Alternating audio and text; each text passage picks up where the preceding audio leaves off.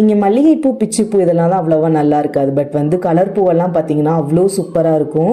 Market சைட்லாம் போனோம் அப்படின்னா ரொம்ப ஃப்ரெஷ்ஷாக இருக்கும். நான் எப்போல்லாம் போகிறேனோ அப்போல்லாம் கொஞ்சம் வாங்கி ரீஸ்டாக் பண்ணி வச்சுப்பேன். கார்த்திகை எப்போ வந்து வாங்கி வச்சுருந்தேன், அது இன்னுமே கெட்டு போகாமல் ஃப்ரெஷ்ஷாக தான் இருக்குது. அதனால் கொஞ்சம் அதிகமாகவே வாங்கிட்டு வந்து ஃப்ரிட்ஜில் ஸ்டோர் பண்ணிப்பேன்.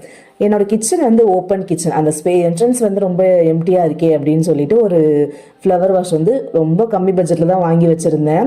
அது வந்து என்னென்னா ஏதாச்சும் வெயிட் வச்சோம் அப்படின்னா தான் நிற்கும், இல்லைன்னா அது வந்து விழுந்துகிட்டே இருக்கும். தண்ணி ஊற்றி வச்சுருந்தேன், அடிக்கடி கொட்டி விட்டுறோம், தெரியாமல் வலிக்கு வேற விட்டுருது.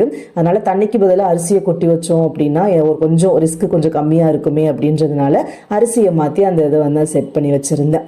இன்றைக்கான ஆக்டிவிட்டி பார்க்கலாமா? இன்றைக்கி வந்து கர்வ் பெயிண்டிங் தான். இந்த மாதிரி வந்து ட்ராயிங் பண்ணி கொடுத்துருங்க. டைரெக்ஷன் அக்ரிலிக் பெயிண்ட் தான் இன்றைக்கி நான் எடுத்திருக்கேன். பெயிண்ட் தான் எடுக்கணும் அப்படின்னு இல்லை, ஸ்கெட்சு, உங்கள் வீட்டில் சுண்டல் பருப்பு இல்லை எது இருந்தாலும் கூட நீங்கள் தாராளமாக அதை யூஸ் பண்ணிக்கலாம். அந்த டைரெக்ஷனில் டாட்ஸ் வைக்க சொல்லுங்கள். ஸோ இஷ்டத்துக்கு ஒரு இடத்துல வைக்காமல் அவங்க வந்து யோசிக்கணும், எந்த டைரெக்ஷனில் வரைஞ்சிருக்காங்க அதே டைரெக்ஷனில் வைக்கணும் அப்படின்றது யோசித்து பண்ணுவாங்க. ஸோ திங்கிங் ஸ்கில் வந்து இம்ப்ரூவ்மெண்ட் ஆகும். நான் சொல்லியிருந்தேன் இல்லையா, க்ரியேட்டிவிட்டி வந்து அவங்களுக்கு இன்க்ரீஸ் ஆகும் அப்படின்னு சொல்லிட்டு. இது நீங்கள் ரெகுலராக ப்ராக்டிஸ் கொடுக்கும்போது தான் அந்த இம்ப்ரூவ்மெண்ட் வந்து உங்களுக்கு தெரியும். இதெல்லாம் முடிச்சதுக்கப்புறமா ரெயின்போ வரைகிறேன் அப்படின்னு சொல்லி வரைஞ்சாங்க. நம்ம ப்ராக்டிஸ் கொடுத்துட்டே இருந்தோம் அப்படின்னா எல்லாமே நமக்கு விசிபிலிட்டி கரெக்டாகவே தெரியும்.